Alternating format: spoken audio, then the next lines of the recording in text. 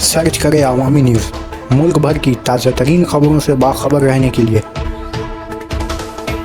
Subscribe करें हमारे channel को और बेल आइकन ज़रूर दबाएं।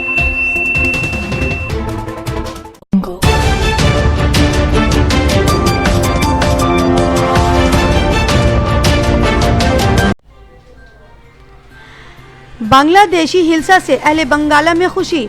कोलकाता 3 अक्टूबर मकामी बंगाली बिरादरी के लोग पद्मा के हिल्सा कोलकाता के बाजार में आने से बहुत खुश हैं और कीमत की परवाह किए बगैर शॉपिंग में मुनहमिक हैं।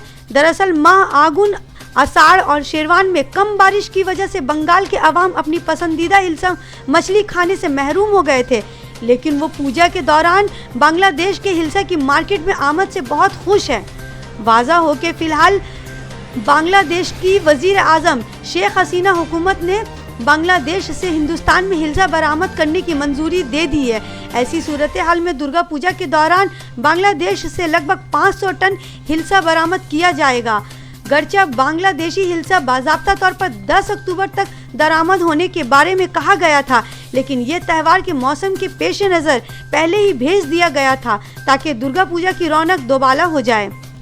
बताया गया है कि मंगल की रात को हिल्सा मछली के 8 ट्रक बिना पुल सरहदी रास्ते के जरिए भेजे गए थे।